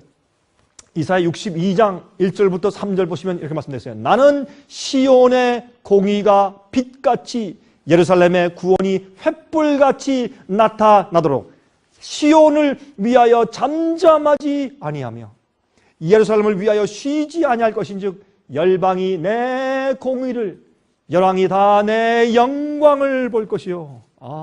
무엇을 봅니까? 저게 성령 진리 맞다. 저기에 하나님의 임재가 있다. 맞다. 예? 주님의 영광을 봐요. 너는 여호와의 입으로 정하실 새 이름으로 일컬음이 될 것이며 너는 또 여호와의 손에 아름다운 면류관 내 하나님의 손에 왕관이 될 것이라. 주님께서 당신의 백성들이 어떻게 왕 노릇하게 하신다고 했죠? 자, 요한계시록 18장 1절부터 4절까지 보시면 구약에 있는 이사야서 60장, 61장, 62장에 있는 말씀을 마지막 시대에 재반복해서 예언으로 말씀하신 것이 요한계시록 18장 얘기예요. 여기 보시면 2일 후에 다른 천사가 하늘에서 내려오는 것을 보니 큰 권세를 가졌는데 그의 영광으로 땅이 환해지더라. 이게 뭐예요? 하나님의 영광이 우리 위에 임했어요. 그렇죠? 사람들 우리 속에서 뭐가 나가? 하나님의 진리의 빛이 나가요. 주님의 품성의 빛이 나가는 것이에요. 힘센 음성으로 가로되 외쳐 가로되 무너졌도다 큰 성 바벨론이요 귀신의 처소와 각종 더러운 영에 모이는 것과 각종 더럽고 가증한 새에 모이는 것이 되었도다. 그 음행의 진노의 포도주를 인하여 만국이 무너졌으며 또 땅의 왕들이 그러므로 의행하였으며 땅의 상부들도 그 사체 세력을 인하여 치부하였도다. 정치와 경제가, 그렇죠? 정치와 경제가 음료와 함께 음행하여서 타락하게 되었어요. 사람들을 타락시켰어요. 거기서 어떻게 주의 백성들이 나와요. 보세요. 또 내가 들으니 하늘로서 다른 음성이 나서 가로되 내 백성아 거기서 나와 그의 죄에 참여하지 말고 그의 받을 재앙들을 받지 말라. 이 얘기는 이사야 60장부터 62장의 말씀에 근거해서 예언을 쓰신 것이에요. 이런 똑같은 일이 앞으로 이루어질 것이기 때문에. 자, 아까 우리가 읽은 말씀이죠. 이사야 60장 8절 9절 이 말씀 안 읽었습니다. 저 구름같이 비둘기가 그 보금자리로 날아오는 것 같이 날아오는 자들이 누구뇨? 곧 섬들이 나를 앙망하고 타시스의 배들이 먼저 이르되 원방에서 내 자손과 그 은금을 아울러 싣고 와서 내 하나님 여호와의 이름에 드리려 하며 이스라엘의 거룩한 자에게 드리려 하는 자들이라. 이는 내가 너를 영화롭게 하였습니다. 여러분 이게 무슨 뜻인가 하는 것을 제가 조금 더 이제 설명해 드립니다. 이제 많은 사람들이 내가 그렇게 찾으려고 했었던 참교회가 저기 있구나. 내가 그렇게 고대했던 예수님의 형상이 저기 있고 성령의 참된 임재가 저기 있구나. 사람이 깨닫고 진리로 나오는 참된 교회가 모여져요. 이사야 60장 1절 다시 읽읍시다. 일어나라 빛을 발하라 이는 내 빛이 이르렀고 여호와의 영광이 내 위에 임하였음이니라. 예? 일어나라 빛을 발하라. 오케이. 자, 좀 설명합시다. 그럼 이제 여러분 시내산에서 모세가 십계명을 받았죠. 두 돌비에. 그렇죠? 근데 보시면 이 돌비가 사실은 청옥이에요. 청옥. sapphire. 보석이었어요. 여러분 보시면 하나님께서 이렇게 시내산에 내려오셨는데 70인 장로와 함께 올라가서 가만히 보니까 하나님의 보좌 밑이 청옥같이 깔려 sapphire처럼 쫙 빛이 깔렸어요. 예? 그런데 모르겠어요. 진짜 청옥 돌을 갖다 놓고 이렇게 그 위에 그때 뭐 영광의 그 보좌를 앉히셨는지 그건 모르겠으나 청옥처럼 푸른 청옥 빛이 쫙 밑에서 달았어요. 근데 하나님께서 이 돌을 그 돌을 내가 너에게 두 돌을 줄 텐데 한 그 돌이라 우리가 거기에 있는 히브리 말이나 영어에 있는 그 액면구들을 문자적으로 이해한다면 하나님께서 청옥, sapphire, 그 푸른 색깔의 보석으로 두 돌판을 만들어서 당신의 손가락으로 거기에 10계명을 기록해 주셨어요. 왜 푸른색이냐? 성경에서 구약시대 푸른색은 순종을 상징해. 그래서 유대인들을, 이스라엘 백성들은 어떻게 해요? 그 옷의 술에, 여기 소매에 아니면 밑에 술에 청색 술을 다 달았어요. 그럼 걸을 때 어떻게? 청색이 보일까? 청색. 그러면 그건 뭡니까? 순종. 주님의 뜻대로 주의 명령에 순종한다. 계명에 순종한다. 그것을 그들에게 상기시키기 위해서 이 남자는 다 청색 술을 달고 다니라 했어요. 근데 이거를 이제 준 것을 알 수 있어요. 그런데 이렇게 시내산에서 당신의 불이 나오는 당신의 손으로 십계명을 기록해 두셨어요. 그런데 재밌는 것은 말이죠. 여러분 그 출애굽기를 보시면 출애굽기에 하나님께서 나타나실 때 정말 두려운 그 영광, 누가 감히 하나님의 그 영광을 볼 수 있겠느냐 말이에요. 그런데 모세가 이렇게 구했어요. 하나님이시여, 당신의 영광을 내게 보여주십시오. 근데 왜 그런 기도를 했냐 말이에요. 그 기도를 한 이유는 하나님께서 이렇게 말씀하셨어요. 내가 이 이스라엘 백성을 보니까 너무 목이 곱고 완악해서 내가 이 백성을 비켜! 모세 비켜! 내가 돌진해서 이 백성을 전부 다 없애버리고 너를 통해서 새로운 한 민족을 세울 테니까 없애자! 비켜! 모세가 하나님 안 됩니다. 하나님께서 물론 모세의 마음을 테스트하신 것이죠. 그래서 중보자의 모습을 보여주기 위해서 하나님 안 됩니다. 주님, 이 백성들은 당신의 이름으로 일컬음 받은 백성들입니다. 주님께서 기적으로 출애굽해서 내오셨는데 이제 와서 하나님께서 이들을 멸망시키면 하나님 이름에 욕이 들어갑니다. 안 됩니다. 하나님 죽이시면 안 됩니다. 예? 여러분 그 돌비를 십계명을 줬는데 가지고 내려와 보니까 밑에서 뭐 하고 있어요? 금방 변해가지고 금으로 숫송아지 만들어 놓고 거기다 절하고 있잖아요. 예? 그러니까 그들이 정말 모세도 분통했지만 하나님께서 얼마나 답답했겠어요. 비켜라! 아닙니다. 그런 중보기도 했어요. 하나님, 정 그렇게 하시려면 제 이름을 하늘책에서 지워주십시오. 나를 멸망시키십시오. 차라리. 나 그거 못합니다. 하나님께서 알았다. 그래. 너 그러면 너 모세 난 안 가니까 네가 이 백성 데리고 가나안 땅에 들어가라. 하나님, 제가 어떻게 갑니까? 하나님이 우리와 함께 가지 않으시면 어떻게 갑니까? 이게 무슨 말입니까? 우리한테 같이 가셔야 합니다. 같이 가셔야 됩니다. 기도하니까. 그래서 그 중보의 기도. 그것이요. 예수님께서 여러분과 저를 위해서 하늘에서 지금 기도하고 계시는 중보 기도 아니에요? 우리가 얼마나 변덕쟁에 속지. 얼마나 변덕쟁이야. 조금만 마음이 해해지면 쫙 돌아가고 조금만 속상하면 저로 가버리고. 그래서 성경으로 우리는 다 양같이 각기 제 길로 갔거늘 그 토라져서 가는 길이 다 달라. 달라. 응? 얼마나 변절자주하고 배반하고 팔고 살쭉하고. 근데 하나님께서 그래도 참고 그들을 인도하시는데 모세가 말합니다. 하나님이시여, 이들을 버리시면 안 됩니다. 이들을 같이 가주십시오. 그때 하나님께서 알겠다. 그래, 내가 같이 가마. 그럴 때 모세가 뭐라 그랬어요? 그러면 그 증거를 보여주세요. 증거를. 하나님의 영광을 내게 보여주십시오. 그러면 주님께서 정말 우리와 함께 가신다는 걸 내가 믿겠습니다. 안 그러면 내가 용기 없으면 못 갑니다. 그래, 내 영광을 보여줄게. 근데 너는 내 영광을 감히 볼 수 없으니까 내가 너를 바위 틈 사이에 딱 넣고서 내 손으로 딱 가리고서 내가 지나간다. 그래서 너는 내 등만 살짝 볼 것이야. 그 내 영광을 다 봤다가 네가 살 수가 없으니까. 그렇죠? 그렇게 말씀하셨어요. 내 영광을 내게 지나가야 할 것이다. 그런데 보세요. 재밌는 것은 말이죠. 자, 출애굽기 33장 18절부터 23절 보시면 말씀드렸어요. 모세가 가로되 원컨대 주의 영광을 내게 보이소서. 여호와께서 말씀하시되 내가 나의 모든 선한 형상을 내 앞으로 지나가게 하고 여호와의 이름을 내 앞에 반포리라. 이게 무슨 말이에요? 하나님의 영광과 하나님의 모든 선한 형상, 다시 말해서 하나님이 어떠한 분이신가는 하나님의 성품과 여호와의 하나님의 이름은 세 가지가 같은 말이란 말이에요. 그렇죠? 보세요.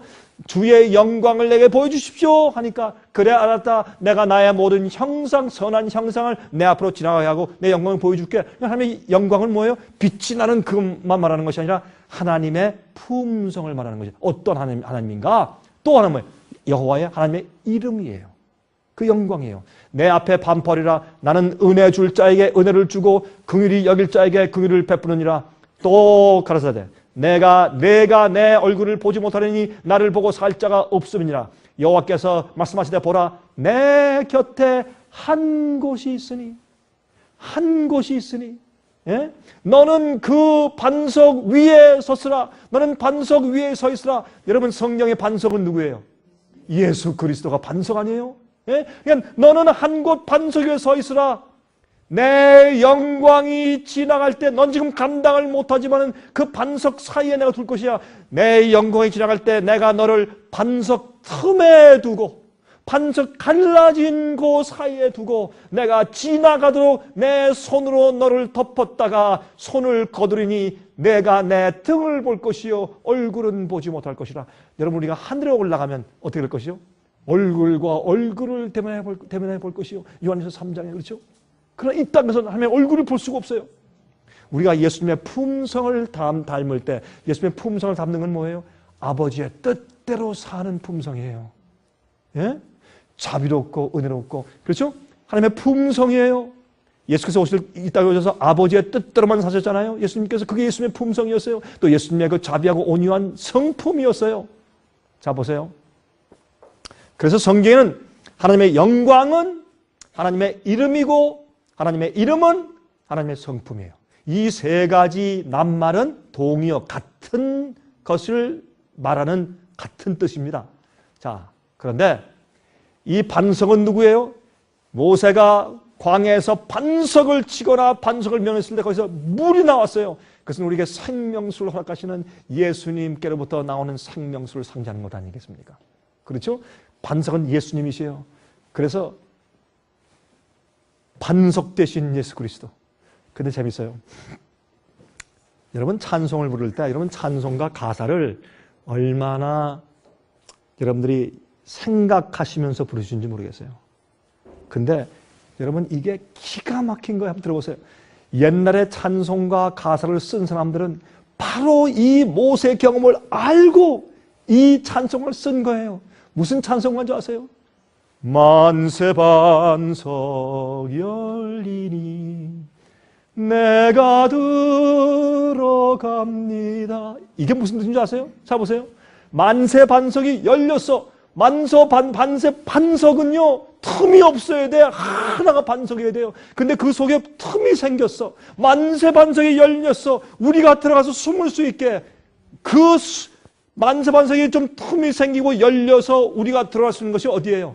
창의 허리 상하여 물과 피를 흘린 것. 예수님의 옆구리에 틈이 생겼잖아요. 여러분 예수님이 죽었나 죽지 않았나 살피기 위해서 로마 군병이 그 무지막지한 창으로 예수님의 이 옆구리를 밑에서 찔렀어요. 그 창이 푹 찔러 들어갔을 때 예수님의 우리 죄를 감당하지 못해서 그 심장에 파열돼 돌아가신 예수님의 피가 가슴속에 모여있을 때 고여있을 때 혈창과 혈구로 갈라져 있었겠죠. 그때 이 창으로 깊이 찔렀습니다. 찌르니까 그 창이 여기 가슴까지 들어가서 물과 피가 흘렀다 그랬어요. 그러니까 뭐예요 그게? 예수님의 창자고 우리를 위해 팔을 버리신 십자가의 은혜요. 그 반석에 틈이 생겼어. 거기에 우리를 넣으시고 손으로 가리시고 그때부터 무엇을 보여요? 하나님의 품성을 보여요. 우리가 예수님의 십자가 앞에 나가서 진심으로 회개하고 거듭나면 누가 보여요? 하나님이 보여요. 거룩한 품성이 보여요. 주님의 뜻이 보여요. 주의 명령이 보여요. 우린 과거에 살던 생애를 미워하게 돼요. 이제 주의 뜻대로 살게 돼요. 예수님의 창자국이 있는 그 반석의 틈새로 들어가. 그렇죠? 내게 효염되어서 정결하게 합소서. 그렇죠? 그러면 우리가 먼저 예수님의 고난 속에 들어가서 십자가를 이해하고 우리를 정결하게 씻고 죄를 씻은 다음에 이제 하나님 아버지의 뜻대로 사는 사람이 되어야 돼. 그래서 하나님의 형상을 보는 것이에요. 그때에 우리가 뭐가 임해? 여호와의 영광이 임해요. 여러분 영어 가사엔 기가 막혀 보세요. Rock of Ages 만세반성이죠. 만세반성 Cleft for me. 영어로 클리브가 뭐예요? 틈새 안에 벌어진 것만 하는 거 아니에요, 그렇죠? 그러니까 만세반성 Cleft for me. 나에게 이렇게 틈이 벌어져서 틈이 생긴 만세반성 예수 그리스도시요. Let me hide myself in thee. 나를 당신 안에 숨게 해주세요. Let the water and the blood, 물과 피로 from thy wounded side which flowed. 그 허리에서 옆에서 흐르는 그 피와 보혈로 씻어주세요. Be of sin the double cure. 죄를 고치실 때 어떻게 더블로 고쳐주세요. 한번 용서만 하고 끝나면 안 돼. 죄의 파워에서 또 구원하고 그러니까 죄를 치료해 주세요. 더블 파워, 더블 큐어. 죄의 용서는 첫 번째 큐어요. 그 다음에 내 매일 생에서 죄의 파워에서 노예되지 않고 내가 승리할 수 있는 그 치료를 주세요. 더블 파워, 더블 큐어. Save from wrath and make me pure. 하나님의 진노에서 나를 구원하시고 나를 정결케 해주세요. 자, 여러분 이제 이 찬송을 부를 때 조금 느낌이 다르시겠죠? 그렇죠? 만세반석 열리니 어떻게 열려? 예수님의 십자가 위에서 예수님의 그 창자국으로 벌어지신 옆구리가 벌어진 그 틈새로 우리가 들어가 예수님의 피의 보혈과 물로 씻기 위해서 그것으로 들어가는 것으로 상제에서 말씀하셨어요. 빈손 들고 앞에 가 십자가를 붙드네 의가 없는 자라도 도와주심 바라고 생명샘에 나가니 마음을 씻어주소서. 마음을 씻어주소서. 살아 생전 숨쉬고 죽고 세상 떠날 때 거룩하신 주 앞에 끝날 심판 당할 때 만세 반석 열리니 내가 들어갑니다. 여러분 이 만세 반석 열린 곳에 다 들어오시길 원하십니까? 들어가서 우리 죄를 씻고 죄의 파워를 씻고 정결케 되는 의롭게 되는 경험을 할 때 의는 우리를 의롭게 해주실 뿐만 아니라 내 속에서 의의 파워가 매일 역사해서 의롭게 살 수 있게 해주시는 것이 의예요. 하나님은 그저 눈 감고 아우하는 분이 아니기 때문에 그래서 여러분 하나님의 품성이 내 속에 임해요. 과거에 가지고 있던 그 쪼잔한 성품 또 그 성질머리들 말이죠. 그 오해 잘하는 그 성질들 말이에요. 조금만 하면 자존심 상하는 것들, 이런 모든 불친절한 것들, 이기적이고 교만하고 말이죠. 고집 세고 편견 심하고 이런 모든 품성이 씻어져 나가야 돼. 그리고 하나님의 품성이 내 속에 들어와야 돼요. 그게 영광이 임하는 것이에요. 예수의 품성이 내 영광이 내 위에 임하면 그러면 예수님처럼 변화된 그 영광의 빛 때문에 온 세상에 드디어 참 교회로 몰려와요. 그때 복음사업이 마치는 것이에요. 히브리 12장 29절 보세요. 우리 하나님은 소멸하는 불이십니다. 여러분 예수님께서는 소멸하는 불이에요. 예수께서 앞으로 이 땅에 오실 때 재림 때 영광의 불로 악인들이 타 죽고 그것만 말하는 것이 아니라 지금도 예수님께서 앞으로 소멸하시는 분이시라면 지금도 소멸하는 분이세요. 그렇죠? 우리가 예수님께 나가면 예수님을 우리 마음 가운데 받아들이면 주님이시여 내 마음속에 오시옵소서. 내게 하나님 되시고 나의 왕 되시고 나의 주인 되시고 나의 구세주 되시옵소서. 나를 죄악에서 건져주십시오. 예수님을 받아들이면 예수님이 내 속에 들어올 때 무엇이 돼요? 태우는 소멸하는 불이 돼. 내 속에서 죄를 태우고 악한 품성을 태우고 아름다운 예수의 마음과 품성으로 대치시켜줘요. 이것이 뭐예요? 하나님의 영광이 내 위에 임하는 경험이요. 그러니까 그저 용서받은 경험이 아니고 예수님께서 내 속에 들어와서 잘못된 품성을 태우고 잘못된 죄의 습관을 태우고 잘못된 성질머리를 태우고 해서 변화시켜서 주님의 품성이 내 속에 깃들게 하는 것이 하나님 영광이 내 위에 임하는 것입니다. 저는 그것을 원합니다. 여러분은 얼마나 원하시는지 모르겠어요. 저는 정말 원해요. 저는 얼마나 원하는지 몰라요. 정말. 자, 히브리 12장 29절에 그런 말씀했어요. 자, 출애굽기 34장 5절부터 7절 보세요. 여호와께서 구름 가운데 강림하사 그와 함께 거기 서서 여호와의 이름을 반포하실 때 모세 앞에서 반포하실 때 여호와께서 그의 앞으로 지나가시며 반포하시되 여호와로라 여호와로라 자비롭고 은혜롭고 노하기를 더디하고 인자와 진실이 많은 하나님이시로다. 하나님의 품성이라는 것이에요. 인자를 천대까지 베풀며 악과 과실과 죄를 용서하나 형벌 받을 자는 결단코 면제하지 않고 아비의 악을 자녀 손 3사대까지 보응하리라. 하나님은 자비하시고 용서하시는 분이시지만 회개치 않는 자들에게 심판하는 공의의 하나님이에요. 사랑과 공의가 서로 입맞춘다고 그렇게 말씀되어 있습니다. 자, 그래서 여기 보세요. 이 하나님의 백성들에 대한 구약의 예언이 뭐예요?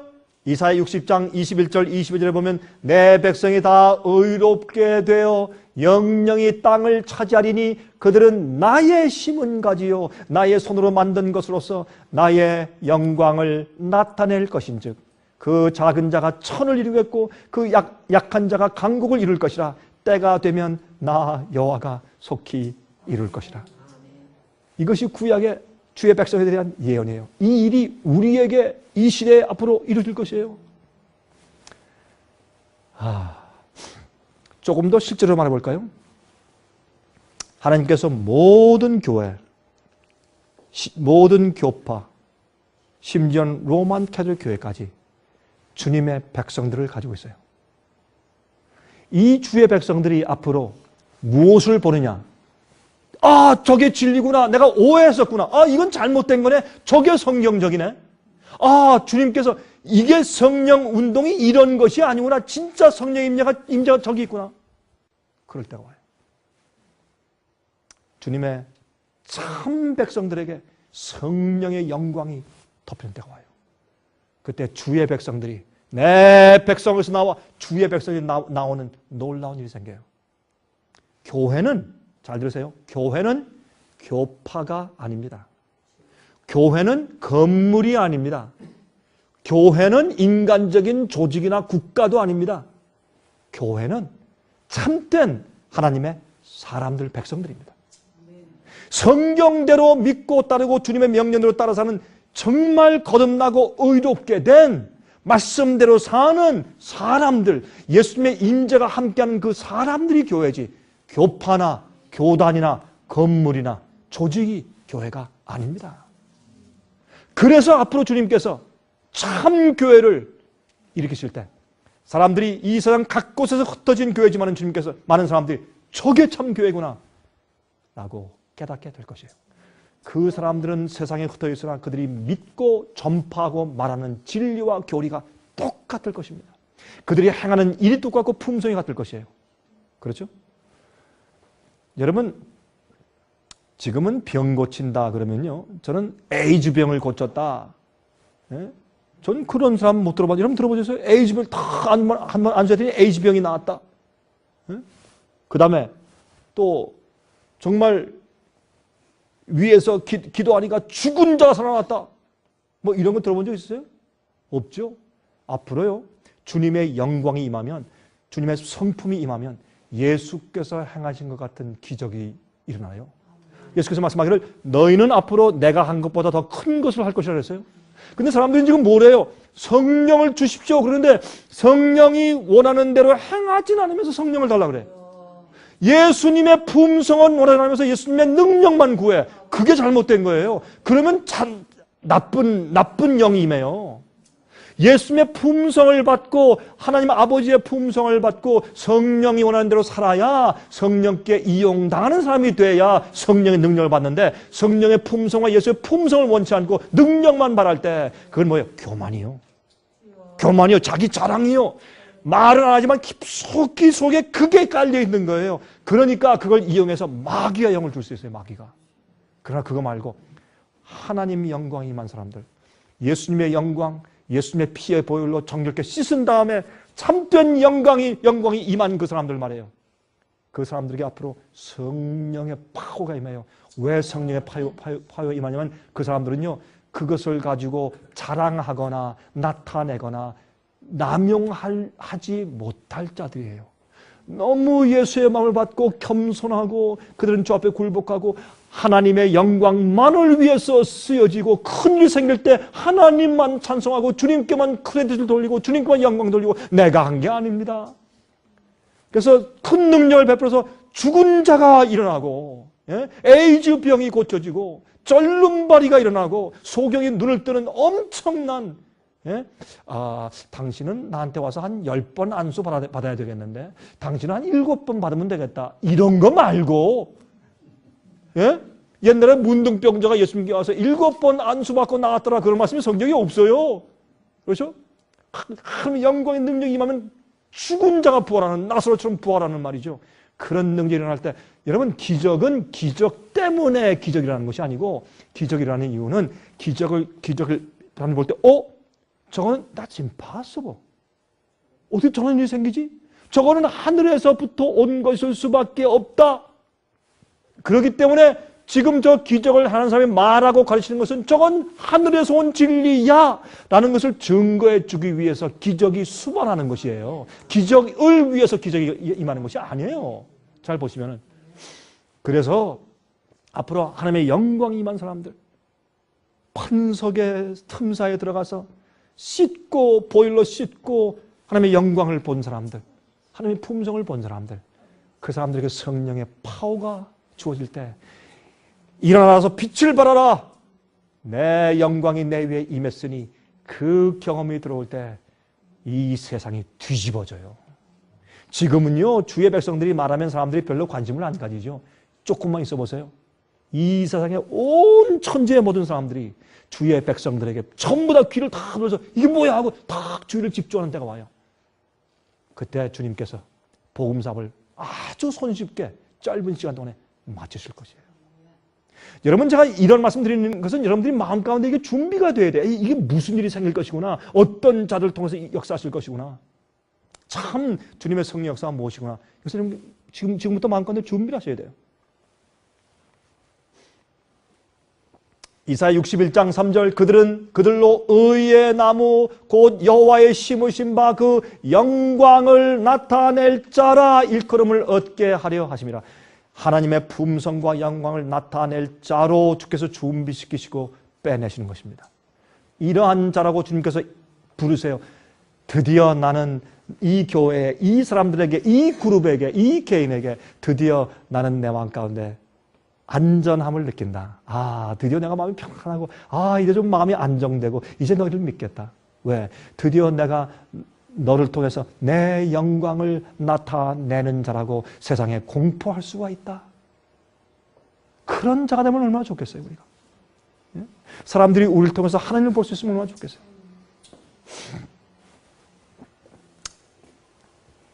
이사야 62장 7절 또 12절 또 여호와께서 예루살렘을 세워 세상에서 찬송을 받게 하시기까지 그로 쉬지 못하시게 하라. 하나님이시여 우리와 우리 그룹과 우리 가족과 우리 교회 하나님의 영광을 진짜로 나타낼 때까지 주님 우리를 버리지 마시고 쉬지 말고 역사해 주십시오. 이거 참 중요한 기도죠. 하나님 당신께서 우리를 의롭게 하시고 변화시키는 그 일을 쉬지 말고 하십시오. 주님 쉬지 마십시오. 쉬지 마십시오. 사람들이 너를 일컬어 거룩한 백성이라 여호와의 구속하신 자라 하겠고 우리가 사는 모든 계획과 우리의 삶과 우리 먹는 것과 우리가 사는 것과 우리가 남들을 대하는 것과 취급하는 모든 것들이 우리의 아이디어, 사상, 사고방식과 철학들이 거룩한 백성. 뭐가 거룩해요? 주님의 말씀과 맞는 것. 세상과 죄와 분리된 것. 그게 거룩이에요. 다른 거 거룩 아니에요. 거룩은 무슨 신비한 어떤 환상적인 경험 그게 아니라 거룩은 죄와 세상에서 분리되는 것이에요. 오류에서 분리되는 것이 그것이 거룩한 경험이에요. 자, 그래서 보세요. 요한계시록 14장 1절, 4절, 5절 보시면 하나님의 인을 받는 사람들이 나오죠. 거룩한 자들이 나오죠. 보세요. 또 내가 보니 보라 어린 양이 시온 산에 섰고 그와 함께 14만 4천이 섰는데 그 이마에 어린 양의 이름과 그 아버지의 이름을 쓴 것이 있도다. 여러분 이름은 성품 아니에요? 아까 우리 봤지 않습니까? 그분 어린 양 예수님의 성품과 하나님 아버지의 성품이 그들의 이마에 기록되어 있으니까 그것이 그들의 품성이 되어버렸어요. 여러분 하나님께 매를 맞고 나면 하나님이 두렵습니다. 무서워서 떠는 게 아니라 두려워요. 두려움과 떨림으로 주님을 섬기게 돼 있어요. 그렇죠? 우리가 교만하지 않는다가 아니라 교만할 수 없는 존재가 돼야 돼요. 교만하게 되는 것은 불가능한 존재가 돼야 돼요. 예? 하나님이 두려워서 어떻게 어떤 일을 내가 했다고 그래? 어떤 것을 내가 잘났다고 어떻게 하나님이 두려워서 그렇게 할 수 없는 사람들, 교만하게 되려야 교만할 수 없는 사람들이 돼야 돼요. 그런 자들에게 주님께서 안전하게 성령의 능력을 맡기실 거 아니에요. 큰 능력을 해온 다음에 내가 아니야, 내가 아니에요. 한 번은 말이에요. 제가 여수 순천에 가서 제가 목회자들을 위해서 세미나 한 다음에 거기에 있는 손양원 목사님, 사랑의 원자탄 쓰신 그 손양원 목사님 두 아들이 이제 공산당들한테 이제 죽임당했죠. 두 아들이. 그 큰아들이 잡혀서 이제 사형을 당하려고 하니까 둘째 아들이 막 달려가서 내 형 살려주세요. 내 형은 우리 집에 장자니까 살려주시고 내가 대신 죽겠습니다. 그러니까요. 잘 됐다. 2명 다 죽일게요. 2명을 다 죽였어요. 그러니까 이 손양원 목사님이 그랬대요. 참 어느 가정에서는 순교자 1명만 생겨도 영광이라고 하는데 우리 가정에 순교자 2명을 주셨으니 하나님 감사합니다 그랬대. 이분이. 근데요. 이분이 한 번은 말이죠. 부흥회를 인도를 하셨어요. 그 부흥회, 거기 이제 가면 손양원 목사님의 조그만 박물관이 있어요. 제가 가봐서요. 거기서 제가 집회하는 동안에 가봤는데 거기서 이제 부흥회를 인도를 가셨는데 사경을 하는데 말씀을 막 전하고 있는데 갑자기 오랫동안 앉아있었는데 앉은 배가 벌떡 일어났대요. 기적이 생긴 거예요. 병자 확 일어나는 거예요. 진짜로. 사람들이 깜짝 놀라. 저 사람은 수년 동안 우리 교회에서 앉은 배로 걷지 못하고 앉아있었는데 어떻게 퍽 일어나서 걸으니까 사람들이 깜짝 놀라면서 와, 손양원 목사가 앉은 배에 고쳤다 하고 난리가 났어요. 그러니까 손양원 목사님이 이렇게 말했대요. 여러분 조용하세요. 조용하십시오. 나는 이 교회 그저 말씀을 가르치려 설교하러 왔습니다. 저 기적은 나와 아무 상관이 없습니다. 난 그저 말씀은 전한 것뿐입니다. 그랬더니 하나님께서 갑자기 저 기적을 행해서 고치셨네요. 모든 영광을 하나님께 돌렸어요. 이게 참 병 고치는 사람이죠. 그렇죠? 우리가 하나님의 영광이 임하면 드디어 우리 속에서 빛이 나가요. 요즘 많은 사람들은 목사고 장로고 전도사고 뭐 치유의 은사 받은 사람들이고 어떤 능력을 하는 사람들이고 어떤 큰일이 일어난 다음에 사람들이 목에 힘이 들어가니까 하나님의 영광이 임할 수가 없죠. 어떻게 그런 사람들 통해서 빛이 나가야 했어요. 그 사람 자기가 영광 다 받는데 그 사람 인기가 다 올라가는데 그래서 하나님께서 내 위에 내 영광이 임했으니 일어나 빛을 발하라. 그걸 못 하시는 거예요 지금. 이게 문제예요. 그러나 성경은 예언하기를 앞으로 그런 자들이 일어난다. 여기 보세요. 이런 예수님의 성품을 이마에 쓴 사람들, 그들의 품성이 된 사람들이 보세요. 이 사람들은 여자로 더불어, 음료로 더불어, 오류와 잘못된 가르침과 잘못된 행습과 풍습에 더불어 더럽히지 아니하고 정절이 있는 자라 처녀 같아요. 어린 양이 어디로 인도하든지 따라가는 자며 사람 가운데서 구속을 받아 처음 익은 열매로 하나님과 어린 양에게 속한 자들이니 그 입에 거짓말이 없고 흠이 없는 자들이더라. 이런 자들이 준비될 때 하나님의 영광이 임하는 거예요. 파워와 능력이 임하고. 그렇죠? 에베소 5장 25절부터 27절 보세요. 잘 보세요. 남편들아 아내 사랑하기를 그리스도께서 교회를 사랑하시고 위하여 자신을 주심과 같이 하라. 저는 지난 주말도 제가 한 쌍을 제가 결혼 주례했습니다. 근데 결혼 주례할 때 제가 이 말씀을 늘 인용하는데 여기에 남편들과 아내 얘기를 하지만은 그러나 이것은 뭘 말씀하신 거죠? 보세요. 이는 곧 물로 씻어 말씀으로 깨끗하게 하사. 물은 말씀이에요. 물로 씻는다. 말씀으로 씻는다. 똑같은 얘기예요. 깨끗하게 한다. 그래서 물은 말씀을 상징해요. 거룩하게 하시고 왜 거룩하게 되는 것이에요? 진리를 보면 내가 잘못 이해했구나. 오류가 나가. 이거 내 죄구나. 이거 버려야지. 아이고 주님 나 용서하시고 나를 변화시켜 주세요. 말씀이 날 자꾸 씻어. 진리가 나를 자꾸 변화시키고 잘못된 걸 내보내잖아요. 그래서 말씀 진리로 날 씻어야 돼 자꾸. 씻어. 그렇게 거룩하게 하셔요. 그 죄가 나가니까 내가 거룩해지는 것이죠. 거룩하게 하시고 자기 앞에 영광스러운 교회로 세우사. 이게 하나님의 영광이 임한 교회예요. 자기 앞에 영광스러운 교회로 세우사 티나 주름 잡힌 것이나 이런 것들이 없이 거룩하고 흠이 없게 하려 하심이니라. 이게 뭐예요? 내 영광이 내 위에 임했으니 일어나 빛을 발하라 하는 그 얘기가 바로 이거예요. 말씀으로 진리로 씻고 씻어서 거룩하게 된 자들, 죄와 세상 세속적인 아이디어와 철학과 상관없이 된 자들, 그런 자들이 하나님의 영광이 임한 자들이란 말이에요. 그때 하나님의 영광과 빛이 나가야 됐어요. 티나 주름 잡힌 것이나 이런 것들이 없대. 거룩하고 흠이 없대요. 아까 계시록 14장 보니까 13, 14절이 뭐가 없어요? 흠이 없더라. 이렇게 표현한 거예요, 성경에는. 자, 그러면 영광스럽게 되신 예수님의 경험을 봅시다. 이게 무슨 말인가? 자, 디모데전서 3장 16절. 크도다 경건의 비밀이요 그렇지 않다 하는 이 없도다. 그는 육신으로 나타난 바 되시고 영으로 의롭다 하심을 입으시고 천사들에게 보이시고 만국에서 전파되시고 세상에서 믿음 받으시고 영광 가운데서 올리우셨음이니라. 이것이 뭐예요? 영광 가운데, 영광의 경험에 들어가는 것이에요. 이게 뭐예요? 예수님께서 어떻게 해요? 자, 예수님이 어떻게 해요? 의롭담을 입었다? 그게 뭐 이상한, 당연한 거지. 하나님이 그게 뭐 이상하고 놀라운 거예요. 그런데 왜 놀라운 거예요? 그는 육신으로 나타나 받으시고 하나님이 인간이 되었어요. 무슨 인간? 우리 같은 이런 죄의 본질을, 죄의 성질을 유전적으로 받고 태어난 우리 같은 육체를 가지고 오셨단 말이에요. 이런 육체 속에 오셨는데 영으로 의롭게 사셨어요. 죄를 한 번도 지은 적이 없어요. 그래서 예수님은 어떻게 해요? 천사들에게 맞다. 예수님은 정말 100% 인간으로 태어나셨는데 어쩌면 이렇게 죄를 한 번도 안 지고 거룩하고 깨끗하게 사시는가? 정말 의롭게 살 수 있는가? 천사들도 참 놀랐다. 그게 예수님의 생애예요. 만국에 전파되시고 모든 사람들이 그걸 듣고 전파되시고 세상에서 믿음 받으시고 영광 가운데서 올리셨어요. 이게 뭐예요? 영광이에요. 예수님께서 영광스럽게 되신 것이 승천하는 거예요. 앞으로 누가 하늘로 승천해요? 죄 없는 자들이 승천해요. 죄를 용서받고 씻은 자, 다시는 죄의 습관을 가지고 생애하지 않는 자, 그게 복음이에요. 복음은 우리를 의롭게 씻어주고 의롭게 살 수 있게 해주는 파워가 복음이에요.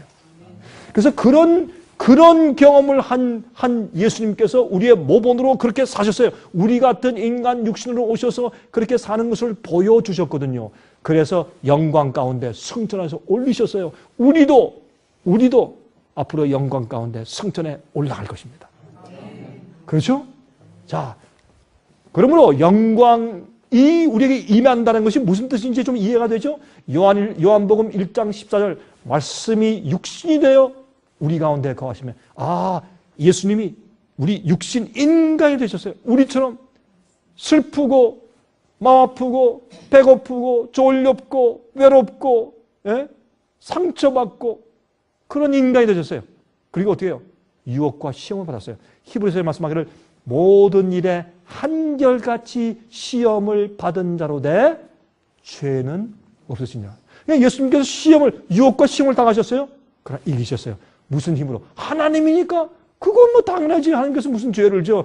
그래서 놀라운 게 아니라 인간으로 우리와 똑같은 시험과 유혹을 받았는데 성령이 충만했기 때문에 한 번도 죄를 진 적이 없어요. 그게 놀랍단 말이에요. 그렇잖아요? 우리가 그 영광을 보니 아버지의 독생자의 영광이요 은혜와 진리가 충만하더라. 이게 여호와의 영광이 우리 위에 임하는 것은 무슨 경험이요? 예수께서 이 땅에 사실 때 하신 믿음으로 말미암는 의의 경험이요. 예수께서 죄를 승리하시고 성령이 충만해서 악을 물리치신 그 경험이 그들 품성과 마음속에 들어온 그 사람들을 성경은 하나님의 영광이 임한 자들이라고 부르는 것이에요.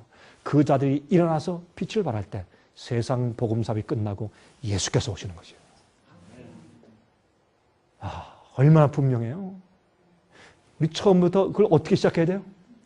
만세 반석 열리니 내가 들어갑니다.